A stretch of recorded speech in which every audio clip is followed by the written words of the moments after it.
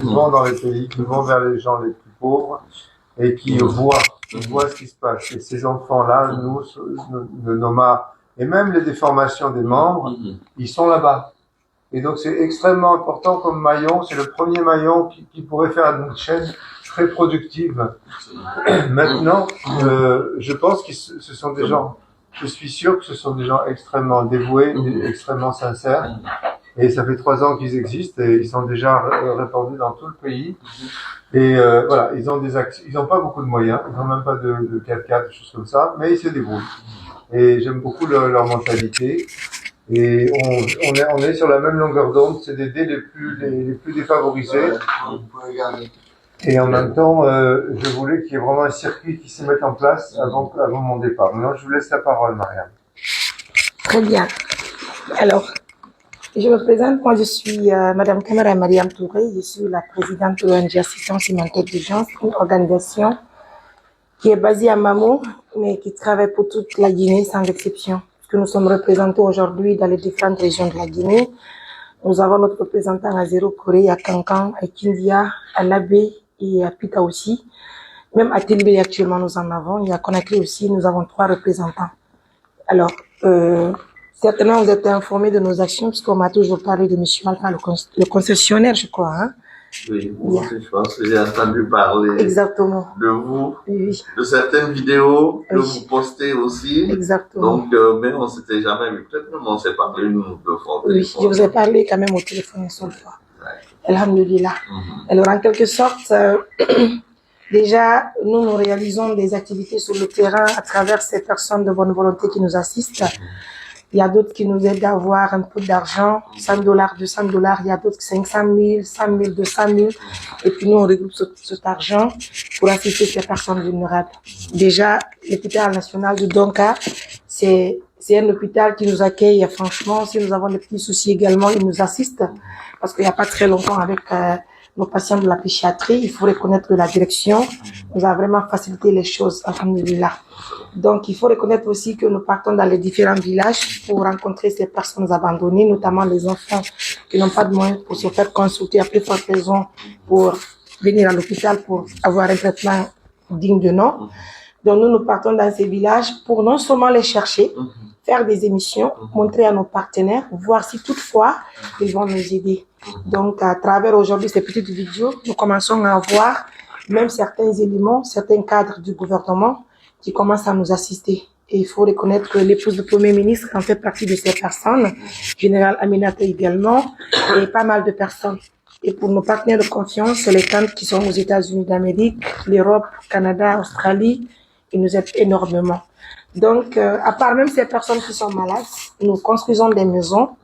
Nous avons déjà fait 9 maisons. Ça, c'est pour les personnes vulnérables, des personnes sans abri, des mamans qui n'ont pas d'enfants, des enfants qui n'ont pas où dormir. Et puis, nous construisons des maisons, nous les équipons et puis nous leur remettons les clés.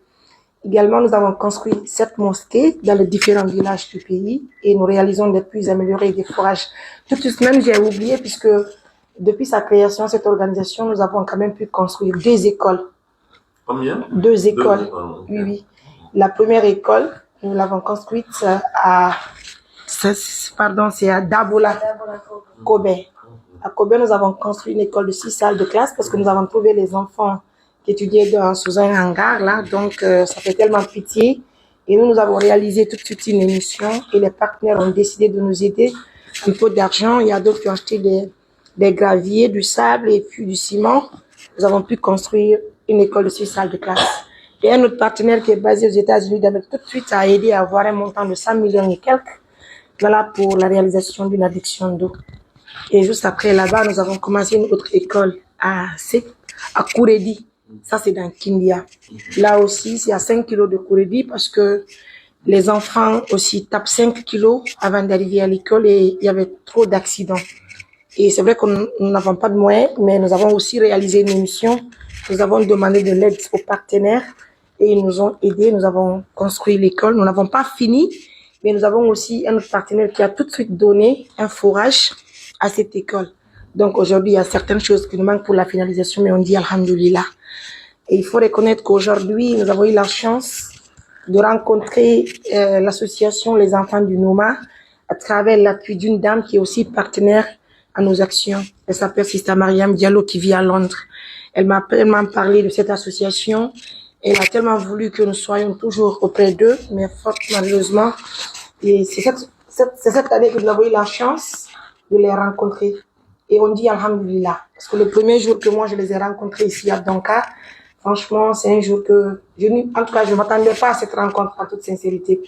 Mais quand même, le président m'a montré un accueil que j'ai beaucoup aimé et que j'ai tout de suite remonté auprès de nos partenaires qui nous soutiennent. Et ceux-ci m'ont vraiment encouragé. Et aujourd'hui, j'ai décidé donc de venir à nouveau, non seulement les rencontrer, voir si toutefois c'est possible de travailler avec eux, puisque aujourd'hui, nous partons dans les différents villages du pays, nous connaissons la réalité sur le terrain et nous sommes disponibles malgré que nous n'avons pas de moyens, parce qu'il faut reconnaître qu'aujourd'hui, c'est à travers le petit soutien de nos partenaires que nous avons pu trouver un petit véhicule de 9 places. Donc, c'est avec ce véhicule que nous sillonnons dans les villages. Donc, je suis venue avec les éléments de l'ONG. Il y a notre représentant de l'AB, celui-même qui prend le dimanche. Et Alpha Boubacar, il a aussi 2 éléments de l'autre côté à l'AB.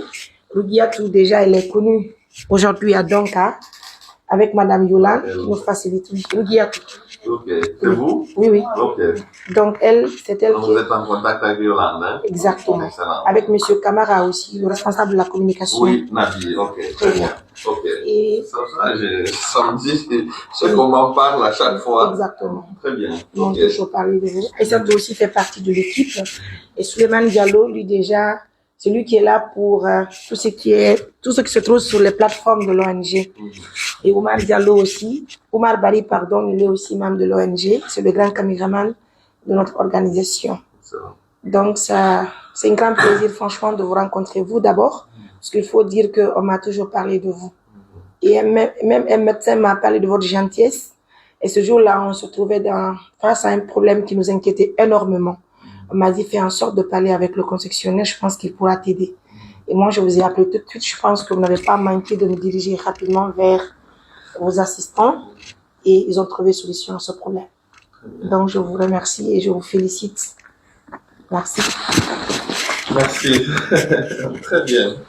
Mais c'est une très bonne chose. Merci d'avoir permis d'avoir cette rencontre-là, parce que c'est sûr que je m'en allais directement au centre-ville. Là, c'est à cause de cette rencontre que je me suis arrêté là pour vous rencontrer. Et puis, justement, ça me disait quelque chose, parce que je sais que l'ONG de Mamou, je connaissais pas le nom, mais je sais qu'il y avait quelqu'un de Mamou qui envoyait des enfants à Donka. Donc, à chaque fois on m'en parlait, mais on n'avait pas eu l'occasion d'en discuter et puis d'en savoir un peu plus. Donc, c'est sûr que le fait de se rencontrer, de savoir ce que vous faites, est extrêmement important, et ça nous permet, nous encore, d'être plus engagés dans la collaboration avec votre ONG, et puis d'avoir une attention particulière. Je ne savais pas toutes les actions que vous faisiez. Je trouve ça très louable et je vous félicite pour ce que vous avez réalisé. Pour une ONG qui date de 3 ans, avec toutes ces réalisations, je trouve que vous êtes très très brave, surtout dans un contexte économique particulier où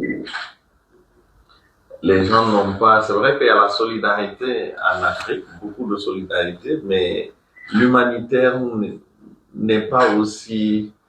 On fait l'humanitaire d'une autre façon. C'est-à-dire, c'est plus de la solidarité, mais des ONG et des actions humanitaires comme ça, le plus souvent, on a tendance plus de recevoir de l'extérieur ces ONG que d'en avoir à l'intérieur. Et je pense que c'est extrêmement important de pouvoir mobiliser les Guinéens aussi, pas seulement compter sur les autres ou sur l'Occident, mais de mobiliser des Guinéens à la fois de l'intérieur, mais aussi de l'extérieur pour pouvoir aider les Guinéens. Pour moi, c'est extrêmement important. Il faut qu'on s'aide d'abord avant de demander l'aide des autres. Donc, et Et moi, je suis dans cette dynamique-là. À un moment donné, on ne peut pas toujours continuer à recevoir. Il faut qu'on nous aide, mais il faut qu'on apprenne à être autonome aussi.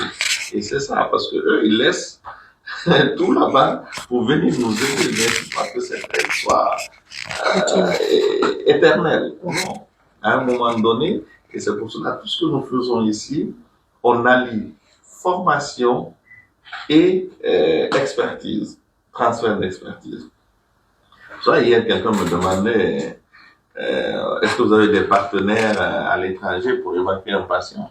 Je dis je n'en ai pas. Je dis je n'ai jamais signé aucun partenariat pour évacuer un patient. C'est pas parce que je n'en ai pas, j'ai de grands partenaires, mais c'est des partenaires à la fois pour la formation, pour le transfert d'expertise et pour venir en Guinée former. Mais je n'ai pas de partenariat pour une évacuation sanitaire. Je n'en ai pas. Ok, les Turcs sont venus, les Tunisiens sont venus, les Marocains, ceux qui viennent recruter des malades pour aller. Je leur ai dit non. Ce que je peux faire, c'est recruter vos malades d'ici, je vous donne un plateau technique, vous venez les opérer avec mes médecins d'ici, pour pouvoir transférer l'expertise, travailler avec eux. Ça va leur coûter moins cher, puisque le plateau technique que vous avez là-bas, je peux l'avoir ici. S'il manque des éléments, comme on le fait, on trouve des équipements manquants, mais on le fait ici. Donc, je dis, prendre des Guinéens amenés en Turquie, qu'est-ce que ça coûte en billet d'avion, en hôtel, en frais de séjour? Et le plus souvent, c'est pas seulement le malade, c'est son accompagnant et éventuellement même accompagné d'un médecin. Donc, ça fait 3 personnes, quasiment, qui vont là-bas sans compter que les soins ne sont pas gratuits. Et ça, c'est une personne. Et si vous venez avec une équipe, même si c'est 1 ou 2 chirurgiens ou experts dans tel ou tel domaine, que les compléter par les équipes locales et vous faites ensemble. Vous allez toucher beaucoup plus de Guinéens, ça va coûter moins cher. Donc, bref, c'est ça l'esprit, en fait, de la concession et j'apprécie beaucoup qu'il y ait des ONG humanitaires ici qui peuvent reprendre le relais des ONG étrangères et puis qu'il y ait cette collaboration. Hier, on en parlait. Je veux dire, étant à distance, en venant ici 1 ou 2 fois par an, ne peut pas toucher l'ensemble des Guinéens. Et avec professeur Rafiou même, on en a parlé récemment. Cette année, on souhaite faire des missions médicales à l'intérieur du pays, avec l'hôpital national d'Onka et des médecins d'ici. Donc, pourquoi attendre que des ONG étrangères viennent pour aller à l'intérieur? Non, on a des experts ici. Donc, on va faire Kindia et Mamou cette année. Donc, avec les hôpitaux, donc, pouvoir aller faire 1 ou 2 journées de mission médicale, consultation, intervention chirurgicale, pour vraiment montrer qu'en Guinée, ici aussi, on est capable de faire des actions humanitaires. Donc, c'est quelque chose que je vais parrainer personnellement pour faire ces actions à l'intérieur du pays. Et aussi, on a décidé d'accueillir des médecins, des infirmiers à Donka pour des immersions. Ici, je vois des gens de Kindia, de Mamou, on a quelques spécialistes qui sont là-bas, mais on développe la celluliochirurgie ici. Quand on a des missions de cellule ou de formation, je veux bien que ces gens à l'intérieur du pays viennent ici apprendre ces techniques. En contact avec Yolande Nabi Kamara, donc, et d'autres personnes. Donc, on va voir de quelle façon nous aussi on peut y contribuer. On est capable de contribuer de plusieurs façons. Les facilités qu'on vous donne, je sais que vous nous sollicitez sur plusieurs choses. Exactement. Donc, je pense qu'on y répond de façon, je veux dire, ponctuelle et de façon au cas par cas. Mais on va y réfléchir, comment peut-être formaliser quelque chose, peut-être pour avoir des facilités ou des coûts encore plus, je sais que c'est des coûts sociaux qu'il y a à Donka, mais avec l'ONG, on pourrait encore voir comment aller un peu plus loin dans la réduction des coûts pour vos malades qui vont venir ici. Donc c'est quelque chose, j'y pense, on va y réfléchir comme qu'est-ce qu'on peut faire pour vous, parce que c'est une cause que je défends. Moi, je suis revenu en Guinée pour aider les Guinéens.